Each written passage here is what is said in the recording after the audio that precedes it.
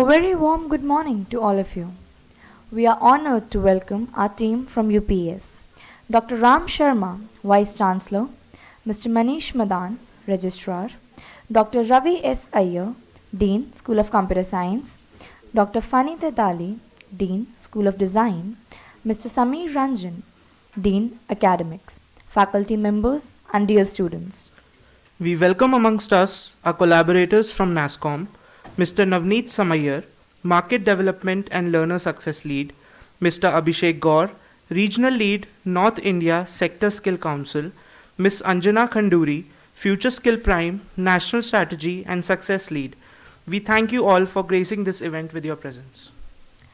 NASSCOM is a premier trade body and chamber of commerce of the tech industry in India, an apex body for the $227 billion IT BPM industry in India that has made a phenomenal contribution to India's GDP, exports, employment, infrastructure, and global visibility. A collaboration for us would mean access to more than 155 courses in IT, manufacturing, healthcare, telecom, banking, agribusiness, automotive, and several other sectors. Through this collaboration and as a part of NEST, our alumni will also be able to take up courses to upskill themselves. Under the Government of India incentive, our alumni and students shall receive a 50% fee waiver on any paid course they complete. A big round of applause for the team NASSCOM.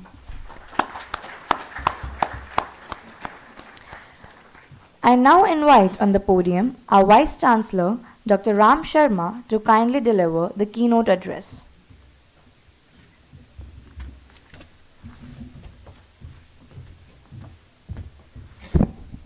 Hi, good morning everyone. So, I think I generally don't like giving keynote addresses, and also the internal audience, it becomes even more difficult because keynote addresses are repetitive in nature.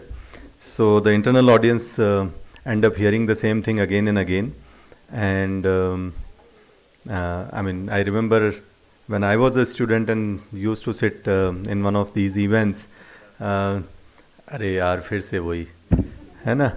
So anyway, but I think those are important from kind of telling the external stakeholders a little bit about the university, and also kind of reinforcing the same thing for the university community also, because one of the things that is very, very important and critical, at least for vice chancellors, is to communicate and kind of take the team along so that everybody knows that which direction the university is going into. Especially students should know that which direction the university is going into, right? So any occasion that I get to talk to students or faculty members, I try to kind of say a few things which kind of helps them understand the direction that the university has taken. First of all, welcome our guests. It's a pleasure and honor to have all of you on our campus. On behalf of all my colleagues, all students, I welcome all of you, and I hope that the journey that we together are taking up would turn out to be a very, very successful journey. And I think the purpose with which you created this initiative of skilling the next generation, and kind of the university purpose with which we were set up.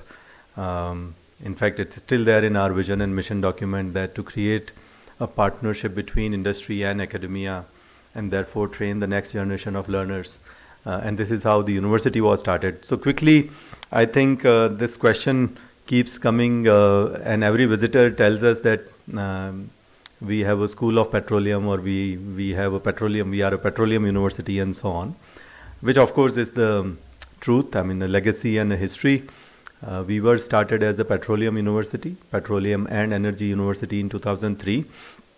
But since then, kind of have grown up into a multidisciplinary, comprehensive university. We, as of today, have 9 schools, and petroleum is just a small department within one of the schools. And at some point when we used to have 500 students in the university in 2003-4, and out of them 400 students used to be in petroleum or related area, then of course that was like 80% of what the university had. But today when we have 13,000 students and we have maybe 60 students in petroleum, you can imagine what proportion of university is pursuing petroleum engineering. Having said that, this was a conscious choice that the university made, that petroleum, fossil fuels represent an era of past, and as a university we don't want to be an institution which is being in the era of past. We want to be looking into the future, solving problems of present and for future, and therefore we took up this rebranding exercise wherein we positioned ourselves as a university of tomorrow, which basically we thought would be built upon 5 pillars: academic excellence, global university, startup university, digital university, and a university that has partnerships, that is built on partnerships, industry and academic partnerships. And interestingly, we also, as I said, we grew from where we started, from Petroleum University. Our act itself said that the university will offer programs in the area of petroleum and energy. From there, we went back to the state government. The act was amended, and we were allowed to become a full university. Today, we have 9 schools, as I mentioned: computer science, engineering, design, health sciences and technology, natural sciences, modern media, liberal studies, business, and law. In fact, some of our schools are, in terms of numbers at least, they are very, very large schools. I think our business school is one of the largest in India, which you guys may not even think of if you think of it. We have almost 2,400 students in our business school. Similarly, our law school also has about 2,400, 2,500 students. Again, one of the largest law schools in India. Not even the top NLUs would have those numbers. And also it's a fairly good ranked law school. This year, I think we would be amongst top 20 law schools in India. So from there, we became a full comprehensive university. Predominantly, we used to be a good teaching university.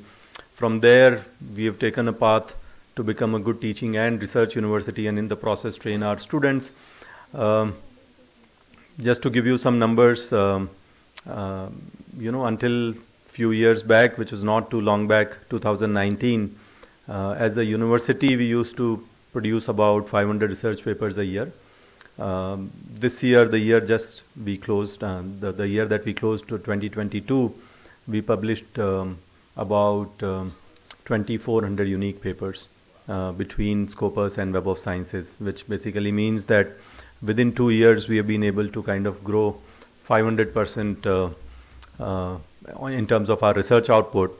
One might argue that we might have hired a lot of faculty members, and therefore the absolute numbers might have grown, but per capita output might not have grown, but that's not true.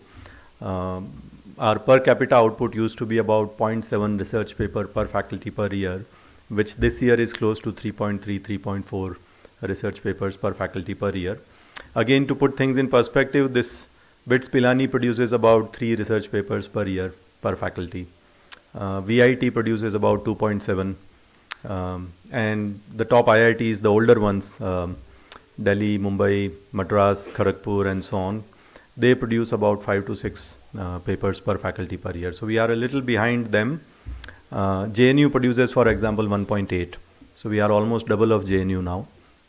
One might also argue that while scaling up and while increasing the numbers, we might have diluted the quality, right? Generally, that's what happens, that when you try to increase the numbers, generally the quality takes a hit. But also interestingly, the quality has also become better, which is quite an interesting thing. So quality as measured by 2-3 things. One is the impact factors of the journals where the articles are being published. So on an average, the impact factors have gone up. The second is quality is measured by also citations per paper of every research papers published. So the citations have also grown by about 60%. The third is what is known as an H index. So the H index of the university was about 27 or 8 in 2020, which has now become 60. So within 2 years, that has also kind of seen a quantum jump. So I think, and as a result, a lot of interesting things have started to happen. So again, 2020, we were not taking rankings and so on seriously, but the world does take them seriously. So we started to work towards them. So in 2020, our NIRF rank was about 200 in India, which in 2021 became 100, which in 2022 became 65, and which in 2023 is going to be amongst top 50. So from 200 to top 50 within 3 years is again an incredible journey, which also has a significant bearing on the research output and all these things that I'm mentioning. Perception is another interesting thing, which is a part of a lot of these interesting, NIRF of course has only 10% of weightage for perception, which is essentially an outcome of the votes that we receive from other professors working at IITs, NITs and so on, essentially saying that UPES is a good university and so on. So everybody gets a survey link out of which they can enlist 10 institutions which they think are top institutions in India, right? So if, let's say, a professor working at IIT or NIT uses that drop down and lists down 10 names, and one of those 10 names is, let's say, UPES, then UPES gets 1 vote, okay? So that's the methodology. NIRF has 10% weightage for it. QS World Rankings and Times Higher Education World Rankings and so on, they have almost 40-50% weightage for that. And they call it Academic Reputation Survey. So QS has 40%, for example. And within that 40%, the ratio of domestic vote to a foreign vote is 1:6. So which basically means that if an IIT professor is giving you a vote, then the value of the vote is 1. But if any foreign professor is giving you a vote, then the value of that vote is 6. Okay, so which basically means that the more the foreign votes you get, the higher are the chances that you will start doing better in Academic Reputation Survey. Okay, this year for the first time, this year I'm still mentally in 2022. So by this year I mean 2022, for the first time we participated in the QS World Rankings also. And I'm happy to share that we received the highest numbers of votes in India in terms of academic reputation. Almost all the votes that we received were from foreign professors. The second best institutions in India which got votes after us was, I think, IIT Bombay, which is Funny's institution, and that was like 1/4 of the votes that we received. And again, QS counts last 5 years' votes to create that cumulative score of academic reputation. So if you look, and UPS was ranked 9th in India, and the other 9 institutions, I can read them: IIT Bombay, IIT Delhi, IIT Madras, Kanpur, IISc Bangalore, IIT Kharagpur. Startups were being incubated. We got almost 50 startups were given grants of about 1 lakh each, and so on. Our alumni, Anmol, leading one of the largest mobility revolution in India through Blue Smart. I'm not sure how many of you know that. Now I think raising $250 million in Series B, one of the unicorns in making, and so many things. Which the university is doing for the society. And in those endeavors and pursuits, I'm pretty confident that this partnership would add a lot of value in terms of equipping all the students with the skill sets that are required in the lot of, in a fast-paced, changing world of industry, their requirement and future of jobs and whatnot. I'll end by mentioning a little bit about School for Life initiative that we launched in 2020.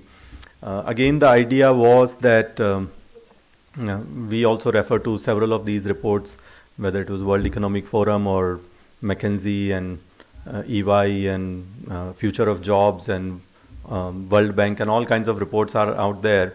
Essentially, all of them are trying to say that where the jobs are moving, right? How many of you use ChatGPT? Quite a few. Please And how many of you have not heard of ChatGPT? Can you raise hands? Okay. Okay. So please do find out what ChatGPT is. And it is creating, or it has created, a lot of interesting debates across the world. Very, very powerful AI tool. And essentially, if this is what it can do, then essentially you would possibly not need secretaries. You would not need people who can even think and write. So I was supposed to write an email. I entered some keywords and tell the platform to write an email on my behalf, and it actually wrote a much better email than I could have had written. So such is the, and many of the American schools and universities have started to ban it because students are getting assignments to them. So the point is that the way the technology is creating disruption, you can imagine what kind of disruption it is going to create to jobs. And therefore, the need for each one of us is to continuously keep learning new things and keep ourselves upgrading. And through that thing, we created this mechanism, School for Life, because there were two things when it comes to continuous learning. One is your technical skills, which is what you guys are learning anyway. But the other part is also the soft skill side. Some of the courses that we introduced through School for Life were learning how to learn, design thinking, working with data, living conversations, leadership and teamwork, and whatnot. So essentially the skills which are important skills and very, very kind of, I would say, necessary skill to succeed while you work in teams, right? And technical skills, of course, are required, but even if you have good technical skills, you may not kind of leverage them fully if you don't have those so-called soft skills. So these soft skills were integrated, kind of lateral reading, horizontal thinking, a lot of width in your curriculum was created through what we named as signature courses, which was kind of a common core curriculum thing, exploratory courses through which you can earn interesting combinations of majors and minors, computer science student earning a minor in health sciences and technology or design or law, and therefore you can work at the interface of tech and law and legal tech and all kinds of things. So those interesting combinations were created in your curriculum. Also sports curriculum, sports, cultural activities and service-led learning, internships at the end of every year, starting from first year Srijan internship to second year government sector to startup internship to third year industrial internship to final capstone project of learning that was enabled through School for Life. So I think with that curricular structure and with NASSCOM's expertise kind of.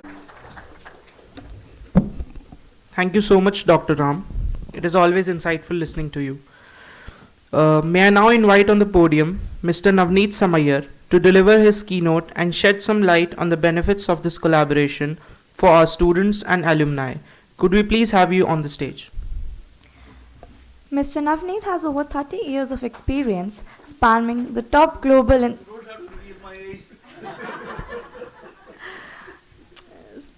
Mr. Navneet has over 30 years of experience spanning the top global MNCs, Indian blue chips, government bodies, not-for-profits, and startups.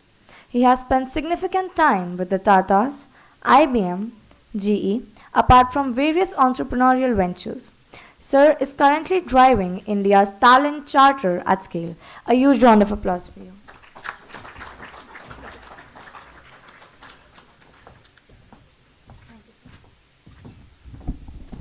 Thanks a lot, and I think Dr. Sharma gave me a good lead in. I was moonlighting, so actually I worked only for 15 years. Don't assume I'm that old. So I promise all of you that me and Dr. Sharma didn't exchange notes before coming here, but I really wanted to talk about what he did. Pretty much, he summed it up. School for Life is really a wonderful thought, and for me, any of the technology stuff that I'm going to talk in a little bit is only relevant if you imbibe the School for Life. Before I go there, since ChatGPT was mentioned and OpenAI, So, and it relates to the School for Life, and that's why I'm asking this question. So, I couldn't see how many of you have used ChatGPT. So it's a fair number of people, and how many of you know about it? Pretty much everyone, right? So, I asked ChatGPT, the 2 cars take 3 hours to go to Jaipur. From Gurgaon to Jaipur, it takes 3 hours for 2 cars to go. How much time will it take 4 cars to go from Gurgaon to Jaipur? Guess what the answer was? 1.5 hours. You get so there is a limitation that technology has, which the human brain processes. If ChatGPT is throwing anything at you, it's throwing that at you because it has been able to process information that someone like you has created. And therefore, the first thing that I say whenever I go for any of these technology-related discussions, very counterintuitive to what the job I'm supposed to do, is that technology is at best an enabler. But the most important thing is for you to enable yourself. And how do you do that? And that's where School for Life really caught my attention. Apart from, and I'll talk about the technologies that we have, apart from the technologies that we have on the platform, we've also introduced soft skills. I can bet you there's nobody here and nobody anywhere who can tell you what shape technology is going to take 5 years from now. But there's one thing which is very clear. You people will have to deal with it as you go along. And how do you deal with it? And one of the things that I've seen with most young people, including my own children, is a resistance to change. So to me, the biggest skill that will propel us forward is the willingness to change, willingness to. If you can do that, if you can bring that into your mental ecosystem, trust me, you've got it sorted. It doesn't matter whether you're in petroleum, you're in law, you're in whatever you're in, it doesn't matter. But you need to have figured that one piece out, which is the desire to, the skill to unlearn and the skill to relearn. And with the rapidly changing pace of things, it's very important that you do that. So that's my biggest message to all of you. Having said that, just a little bit on the platform. The genesis of this platform was that in 2018, NASSCOM conducted a survey along with BCG, and we looked at the skill level of people in universities and tried to map that with what the industry wants. And we figured that at that point in time, this is about 4 years back, for every 20 jobs available, there was only one person, and I'm talking about coming out of top schools, all levels of schools. There's only one person who actually fitted the role. And that number is, we haven't done a survey recently, but that number would become 40:1, at least as per that survey in this year. That's how bad the situation was. So Government of India, came back. And what happens if that number increases? Industry will stop coming to you. Why is it? I mean, just a little deviation. UPES is set up in, Dehradun. I can bet you industry will start coming to Dehradun because the manpower that you're creating. Industry never goes to a place for infrastructure, for ease of access. All of that will happen. But good people are important. And that is the first and foremost thing for the industry to be a part of any geography, any ecosystem. So the industry would gradually start gravitating out of India if this kind of real talent gap we have. We will have engineers, but they are unemployable because they're not synced up with the industry. So the government woke up to this challenge and they called NASSCOM and they said, we are not going to go individually to each of the tech companies and ask them to change. Why don't you people look at it as a whole and bring something up? So we started initially with a future skill platform, which was a B2B platform, which was only for the IT industry. And the IT industry, embraced it. It was a paid-for platform. The IT industry embraced it. They started seeing value in it. And then Government of India stepped in and said, we need to democratize it. It is not about IT industry alone, and I'll come in a bit again why. It's not about IT industry alone, it's about all of India. And that's when we launched Future Skill Prime, which really went live, so to say, in October last year. It was inaugurated by the Honorable IT Minister of India. And it was labeled as the digital platform of India.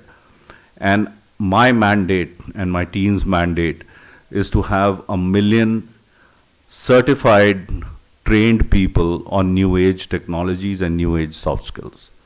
What do we have on the platform then? And this platform is free to sign up for any Indian above the age of 16. And the government, like your colleagues here, your friends here mentioned, there's a government subsidy involved. There's all kind of incentive that the government is giving, because the government is very clear.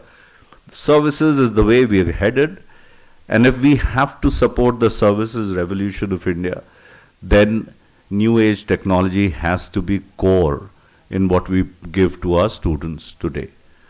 So with that, this platform was set up. It is free to sign up for all Indians above the age of 16. We identified the top 10 technologies, the usual suspects: AI, ML, IoT, cloud computing, 3D printing, and so on and so forth. And design thinking. So soft skills like design thinking, soft skills like change management, soft skills like product life cycle management. Products will have much shorter life cycle.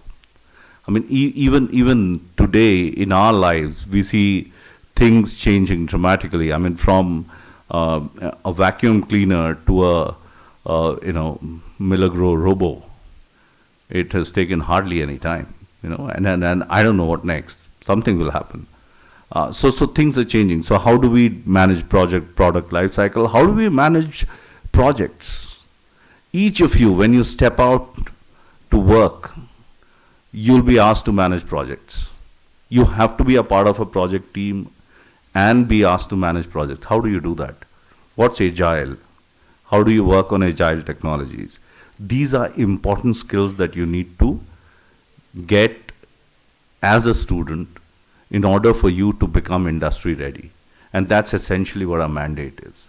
I'll give you some very base statistic. For every 100 resumes of pre-qualified candidates that a typical industry parses, they end up getting one employable person. That's the leakage in the funnel. And it takes typically 3 to 6 months of additional training for them to become independently productive. If I and the NASSCOM team, if we can increase the funnel throughput by 10%, 15% by working with you people and upskilling you, making you more employment ready, and also making you more independently productive, we would actually, there's an estimate that we would actually add $10 to $20 billion to the industry just by increasing the funnel throughput and reducing the time to making you independently productive. So that's how important this is for the nation. And at the end of the day, we can come, I can come give a 15-minute speech, go away. Anjana will be here. She'll probably help and hold you for a little while. But like Dr. Sharma said, remember what Dumbledore told you. Okay? It's for you to take it. It's for you to leave it. You've got to invest in yourself and make sure you end up embracing it. You end up finding the right courses. We'll come and prescribe courses to you. We'll give you we'll be prescriptive to start with. We'll give you a bunch of courses that we think you should take. We'll give you a set of guidelines that you need to employ. But you need to go play with it. I mean, for one, uh, can I seek a promise from this group? So all of you will go to futureskillsprime.in and sign up today. Can you do that? All of you. Just sign up and then play with it. Go see all that is available on the platform. You don't have to get fixated on one or the other. Just see what's available. It's very intuitive. It's got pretty much everything. I mean, like they said, it's about 155 courses, but that's every level. It plays with the learner's appetite to learn. So there's always a point in the learning continuum which you can choose for yourself and start from there. You can start from the beginning as well. But start. Get started. Trust me, you will love yourself for having done that. It's fun. So there's all the modern techniques of learning have been involved. Some of the best training companies have contributed to the content, so you'll find it pretty easy to consume. So start investing in yourself. At least do that for a bit. Okay. I'll now talk to you about just a couple of minutes about the industry and the IT industry. So it was mentioned that NASSCOM is the body for IT industry. The more we see the IT revolution happening, it is going to go much beyond IT. So I'm sure all of you have heard of the $5 trillion economy goal that the Honorable Prime Minister has set out for us Indians. $1 trillion in that is to come from IT, from digital, not IT. Wrong usage of word. Of that $1 trillion, $350 billion will come from traditional IT. That is Infosys, Wipro, TCS, and the likes. About $150 billion will come from IT hardware manufacturing. Servers, computers, mobile phones, and so on and so forth. $500 billion will come from traditional non-IT companies. One of our major consumers of content on the platform is a non-IT company which is your neighbor. Can someone take a guess? It's a company based in Dehradun. Exactly. It aligns with your legacy. ONGC has embraced it. ONGC believes that if their employees are not digitally fluent and they are not in line with modern technology, they will be left behind in the race. $500 billion will come from the ONGCs, the NTPCs, the Power Grids, the Marutis, the Mahindras, the GMRs of the world, and not from, I was talking to a doctor once, one of the largest medical chains in Delhi. They have, as a part of their CSR, this interesting, project where they send radiology vans to villages for early detection of tuberculosis. Okay, it's a nightmare collecting people to come and get their X-rays done. After the X-rays were done, the X-rays would be sent to the radiologist. The radiologist will find time, maybe sometimes within 24 hours, sometimes within 48 hours, and then come back and say these 2 out of the 100 are potentially, at risk. By that time, these 2 have disappeared. It's not possible to find them. A, it was difficult to mobilize them. B, it's difficult to find them because they're all in the villages and they're all in denial. That it can't happen to me. They introduced an AI tool which reads the X-ray 10 seconds flat. The error rate when the radiologist was reading it was 30%, because he would just casually, there were many things that he would just overlook, and this was coming in bulk, too many of those X-rays. The error rate with this tool came down to 2%. And every case that came up was identified and they were put under medication. I can, I don't have the numbers, but humongous amount of lives saved just by use of one simple tool. So that's the application, and that aligns with the school of life thought. That aligns with the fact that Chat GPT can only do this much and no more. You have to learn, understand, and then apply. Industry 5.0. How many of you have heard of Industry 4.0? Yeah. So 4.0 is, of course, pretty much everybody talks about it. Many understand it. I don't. But there's now Industry 5.0. And what does Industry 5.0 say? It came out, I think, a couple of years back, 3 years back, at Davos, introduced by the Germans again. It talks about sustainability, resilience, and people centricity. So, automation has to be aligned with resilience, which you need to build. People centricity, think about people around you, and last and most important, sustainability. We may not be around to see the next generation if we are not running a sustainable organization with all the SDG goals that are aligned. So, with these words, I'll leave you again with, I just love stealing this Dumbledore thing from you.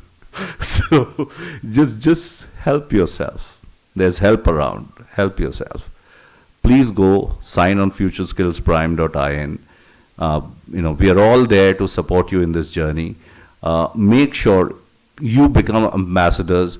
It's not about you embracing it. It's about you becoming a part of a revolution. And I must congratulate UPES for this. And not just in the first in Uttarakhand, you're pretty much the first large university in north of India who's embraced it. So one huge round of applause to you for that. There's, all of Karnataka has embraced it, all of Tamil Nadu has embraced it, Andhra is well on the way, Telangana is well on the way, Kerala is moving on. There's action happening in Orissa, there's action happening in West Bengal, but North India, I don't know why. Maybe because industry is already here, so people think, talent from all the other places will come here, so we don't need to worry about building our own talent. Ain't happening. Very soon, industry will go away. So you have to start building your talent pool. UPS has taken the initiative. I'm sure there will be other colleges in North India who will take the initiative. You have to become ambassadors of digital nation. You have to become ambassadors of digital learning. You have a bigger responsibility beyond yourself. You have to become ambassadors. You have to start telling others that, this is the way to be, right? So, I can go on and on. I'm just so passionate about this. After having worked for 30 years, I honestly did work for 30 years. I have dedicated myself to this because I believe this is one thing which will make a huge difference to us as a nation. If we can get this going, if we have a digitally aware pool of youngsters who can think beyond OpenAI, who can think beyond machine learning, who can think beyond data sciences, trust me, no goal is a big goal for India. So with that, thank you so much for getting me here. Lovely place, beautiful university, nicely tucked up on the hills. I'm sure you guys have a lovely time here. Thanks a lot again, and thanks for getting me here, Dr. Sharma.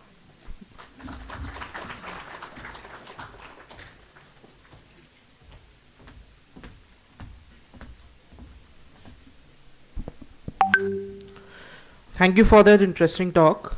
We look forward to learning through the courses that NASSCOM has to offer. I now invite on stage our registrar, Mr. Manish Madan, and Mr. Navneet Samayar from NASSCOM for the MOU exchange ceremony.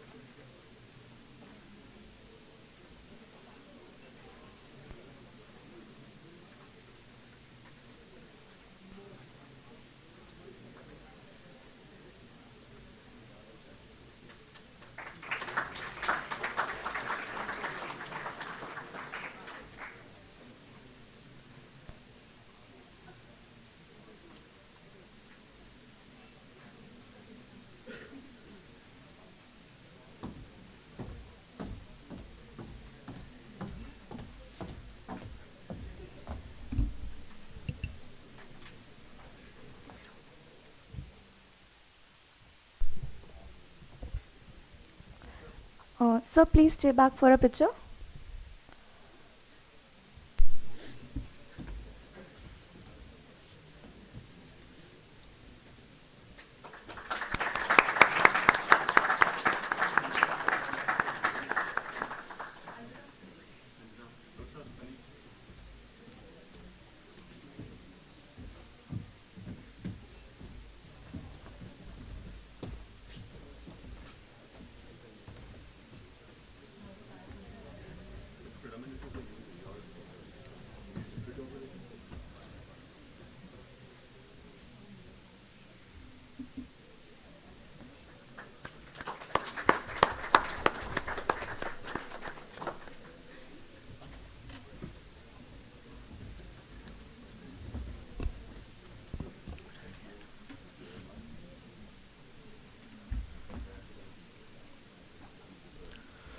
May I now request our Dean for the School of Computer Science, Dr. Ravi Iyer, to kindly deliver the vote of thanks.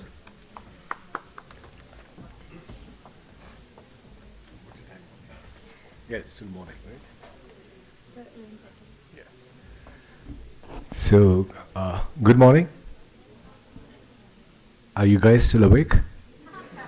Good morning. Yeah, before anything else, I want to say that we live in really interesting times. You know about the Chinese curse. It's ostensibly Chinese. We live in interesting times. Right. And this is, this is precisely what both Dr. Ram and Mr. Samayar, right? I hope I got that name right. Yeah, have been speaking about. Interesting times because one is, of course, from a country's perspective. We have set ourselves a target of 5 trillion in a very short period of time. And if 1 trillion of that is going to be contributed by tech, well, we are not going to be having a problem with placement in the university. Right. Number one. Number two, I mean, probably more important for us is the fact that, like, all this is being driven by tech. So I think the School of Engineering and School of Computer Science, we are not going to become irrelevant in the near future. Right. More important is the point that Navneet made, is that it's just not the School of Computer Science or the School of Engineering, but we need to work together with other industries, other verticals, if I may, and make this 5 trillion plus happen in the time frame projected. Okay, on that happy note, I would like to first welcome the NASSCOM initiative and the people from NASSCOM. Give them a big hand on behalf of the school.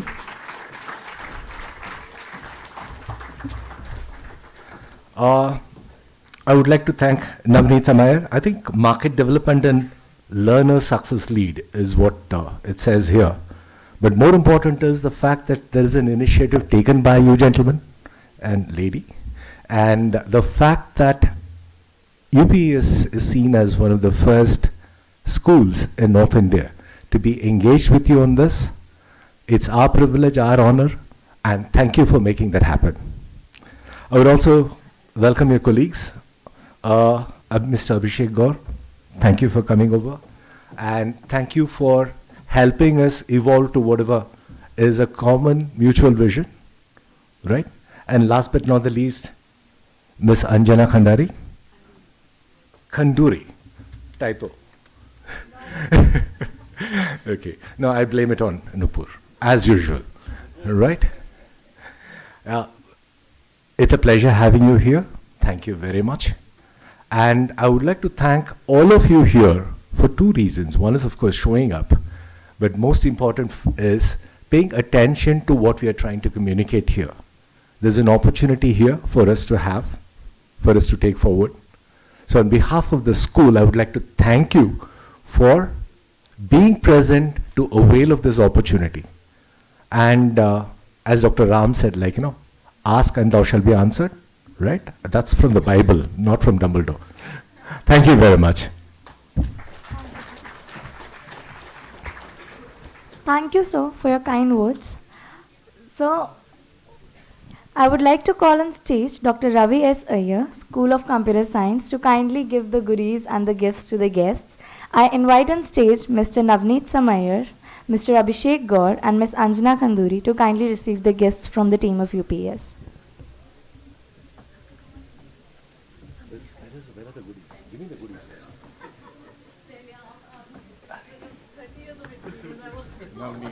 Thank you so much.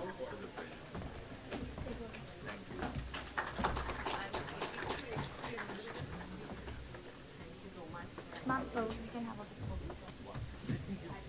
I'm just hiding you. Hiding from me?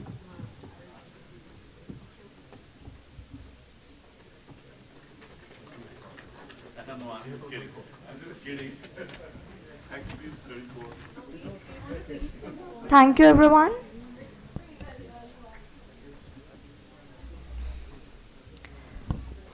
As we gear up, it is important to understand how the platform works. We have with us Ms. Anjana Khanduri, who will help us understand about the platform, its technicalities, and how we can effectively scan through the courses. Ms. Anjana is a tech enthusiast, evangelizing technology and leveraging the NASSCOM ecosystem. She also maintains strategic relationships across the portfolio of members. May we please have you on stage?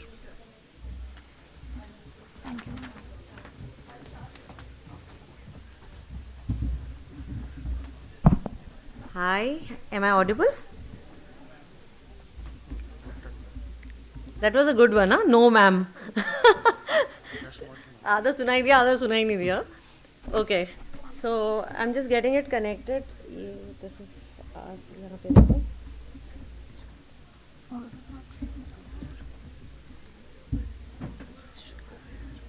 दूसरा वाला right. चल रहा है? Okay, yeah, good. Okay. So before I want to start this presentation, what I want to ensure is to communicate what we want, from the platform. Like Mr. Ram said, our idea is to propagate a continuous learning environment, right? And the way the platform has been designed is to ensure that one is able to learn something every day. So before I go to the platform, I would like to show you the website. So this is the website, and it's futureskillsprime.in.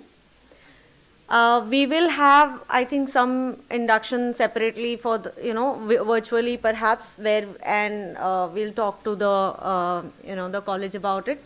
But this is the platform, this is the website where you can go and you can see what is it about, what are the career options for. Here is where you can apply once you have done some certification. Then there are courses, and then there are blogs on different part, and it also talks about industry and all of those. Once you sign up or sign in, that is when you will land into the platform. I am already signed in, and otherwise what you can do is I can show you, and once we go into that phase, maybe we'll show you that. This is the platform. The way it has been navigated or has been designed, the idea is for you to learn something every day. Now you can start here or you can start over here. So we talk about 10 technologies which are emerging, and we talk about 10 professional skills. Within each technology, there are different areas that the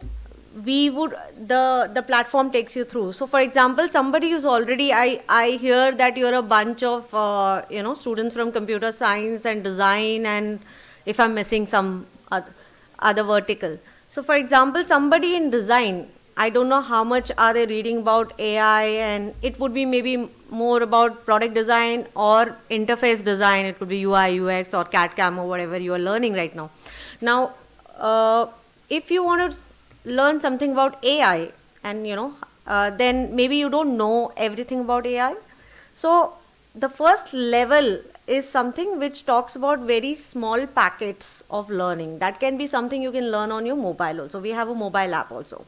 Now, in this part of learning, what happens is you download the mobile app and then you can start from pathways and journeys. Now, pathways and journeys, like I said, these are small packets of learning which you can click on view all, and via mobile app it will be much more easily navigated. It will be talking about little snippets of learning. So where are the top 9 for example, top 9 main goals of AIs, and you can go through this article. Now all this content at this level has been vetted by subject matter experts from the industry, and they have been designed in such a way that they answer some of your questions. For example, AI in electric vehicles, right? And if there is a mechanical or a automobile, somebody who's doing specialization, how do you learn the next thing? How is it relevant to what you're learning? That is something you can learn over here. If you want to learn AI and metaverse or speech recognition, right? So for example, if you're designing something in speech recognition and you would like to know the basics of it, so these are designed in such a way that they're like, you're traveling and you can go learn on the go. And they're designed in such a way that 25 to 45 minutes are usual content laid out, and you can learn via these small, this is just a very starter level content. And this is for people who don't know this technology at all and want to get familiarized. What about if you are aware of this, then you go to a next level called foundation, and the term in itself means something where you're starting something, so it is foundation of some technology. In the AI part, for example, if you want to learn something in AI foundation or a course, then there are courses at this level, you get certification on the courses. This is the level you also start getting incentives, and anything which is eligible for incentive will have clearly called off saying eligible for GI incentive. I'll talk about the incentive structure separately because it's a little bit complicated, and I don't want to confuse you at this stage. The next one is a bridge course. We do have a lot of NILET and CDAC courses at this level, and these are also normally eligible for incentive. And if you see, this is a very long hour, 122-hour course, so one can go via CDAC NILET once you enroll into these courses. The next one, which we call internally deep skill, is nothing but a job category. Now, how does that work? We also have job roles. So I'm just opening one to show you how do we design these skills and how are these courses laid out. If you look at any job category, you see under AI, right? What are the popular job category in administration? You have database administrator and you have a DevOps engineer. Now, to be a database administrator, you need to know 1, 2, 3, 4 kind of skills. Okay, and to be a DevOps engineer, you have to know one skill. If you look at these courses, if you open any course, and I will open one of these courses and show you maybe something which is easier to navigate, or maybe let me show you this one, right? If you open any of these courses, it clearly talks about what is that you learn in this, and it is on the top, which is the, okay, 1 minute. Okay, I just now, okay, so this is develop tools, processes and mechanism for continuous integration and delivery. Now these numbers are irrelevant because they are, according to the National Skill Development Center, and there are some numbers they have assigned to every skill. So if you look at any skill in the National Skill Development Center base, there will be a number to it. So that's immaterial. You need to see what that number eventually leads to the skill, right? So in detail, the skill is, so you have to map it to the job role you want. For example, I showed you the job role card, right? Which showed you what are the skills you need for which kind of job. So you can learn the respective course if you are preparing for some kind of job. Now similarly for analysis, there are various we have first defined the job category, and then the courses will have the numbers and they'll tell you what are you learning in the course. Okay, and every course which is GOI incentive also have a NASSCOM assessment, and I'm just showing you, opening this card, and so this is logged. The reason this is logged is they're expecting you to complete the course. Once you complete the course, there is an inbuilt assessment of skill up that is open book. So basically you can, get 60% and then 70% is passed, by the way. So you can get 60% and you can redo it in 48 hours if you fail. But this assessment is 600 rupees. It's a AI proctored assessment, and to see what kind of assessment environment, there is a mock assessment. Now this is a AI proctored assessment where you pay the money and the passing mark is 50%. So above 50%, then there are categories like you get a bronze, you get a silver, and then you get a gold according to the percentage. So, and once you take this assessment and pass, then you will get the subsidy back because it's a GUI incentive course. You will get some portion of this money back, and I'll tell you how that is related. So this is about the deep skill part. Now, I wanted to tell you about professional skills also. Now, as in normally any work environment doesn't work in silo, right? So technology alone cannot suffice, and hence we have catered to something called professional skills, and we have 10 professional skills if you look at it, and these are broadly defined in design thinking or communication or project management or program management. You can look at what you want. Beside this, there is an area called software tools and programming languages. Now this is for we had a lot of people coming back to us and saying ki AI is based out of certain, way of coding. Either you learn Python and then you develop AI tools, then why is it not falling under AI and you don't have them? So, or for example, SQL or no SQL languages. So we thought we'll have something which is talking very generic and running across in terms of technology. And hence we have here some things. We also have labs and we also have developer tools to support you. And these are, some Java skills or Python or basic skills, Spark, fundamentals, which is something you need to build something in maybe big data or in AI. So these are just tools if you look at them in general. And you can, and a lot of them are free. If you see, all Accenture is providing is free. So one should maybe go into this OS and shell scripting, for example, or a Python basic by Accenture and SQL fundamental. You can go through this, and there are inbuilt assessments also, and there are exercises that one is expected to do.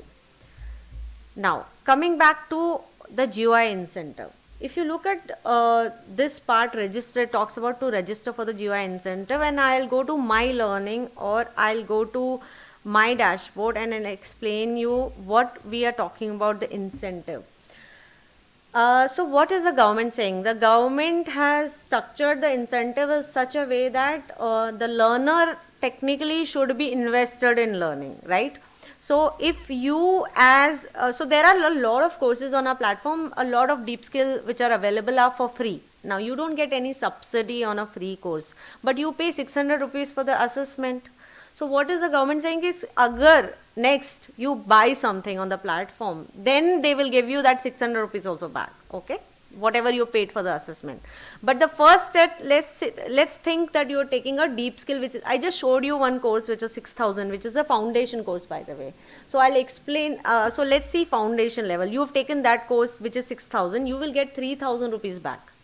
Also you will get 600 rupees of the assessment back only if you pass, okay? So 2 attempts. First attempt, agar aap fail ho jate ho, so you can retake it, and in the second attempt you'll get the money back still. But if you don't pass in that also, then you don't get your 600 rupees back. But the 3,000 rupees also is dependent on your passing the assessment. So it's clear. The next is, supposedly you take a deep skill. Now either you'll get 50% of the fee, if it is, let's say, 20,000 rupees. Then you will not get 10,000, because either you'll get 50% of that or 8,000, whatever is lesser on subsidy. So the maximum amount you can get in a deep skill is 8,000 rupees that you will get back, and you will also get the assessment money that you have invested to take that assessment. In total, if you calculate this, you will get 14,500 rupees back from the government. But obviously for that you will have to spend, and if you are spending minimum, then you would have spent 29,000 or 28,000 on yourself. Now The first thing that anybody should probably do is, if you start here, we have a competency diagnosis, which is a 1.5 hour test. Now the first competency diagnostic is free. So I think I recommend all of you to do it. Now this is like 1.5 hour, if not 1.5 hour, it will be 1 hour. So it's if you look at it, it's 100 rupees with taxes, right? So you'll get this money back, by the way. You have to register for the GI incentive. There are some terms and conditions, you can read through it. This will tell you which are the areas you need to improve and which are the areas you have to learn. And this will be basically talking about every area within from the platform. It will also take you to what are the learnings you should take from the platform. So this is what I recommend to all of you to begin with, because it's only 85 plus 1500 rupees, and also this is first one is free. So basically you'll get that money back, 100 rupees. And there are a lot of support. There's a chat bot which is available where you can ask any queries. Beside that, there is also a navigation on the platform, My Guide. Apart from that, we also have a cadence of 4:30 to 5:30 that I will share with the college, which we have set up, and we have our support from the office. We have a support colleagues who sit on that call. That is only to make things easier for learners. And this cadence has been set up. We have set it up for some months now, and we see a lot of learners coming here. I just want, because it's been a very monologue, to ask if this is quite clear or this is very complicated. Right now, I know it is like first time you're seeing the platform, but did any of you try to install the app? It's available on both Android and iOS. It's called Future Skills Prime. So you need to understand, like Ram said and Navneet said, that we are looking at a continuous learning. And long back when we used to come out of college, it was like at least padhna nahi padega. Lekin, I think it's over and above that. We have to have a continuous learning mechanism, and that is what we want to ensure and enforce a behavior change in individuals. What we intend to make is that every day, if you're not doing much, you go through small learning of 5 minutes. 5 minutes is technically 1/5 of the pathway, and you learn some new area of your interest. That is where the habit forming will come into picture. So any questions? No questions? तो सबके सब कितने लोग हैं इस room में अभी? All of you Future Skills Prime पे अभी log in कर लेंगे? Okay, so we'll see. ठीक है. Thank you so much, guys. I wish you all the best for your the whatever course and completion you're doing.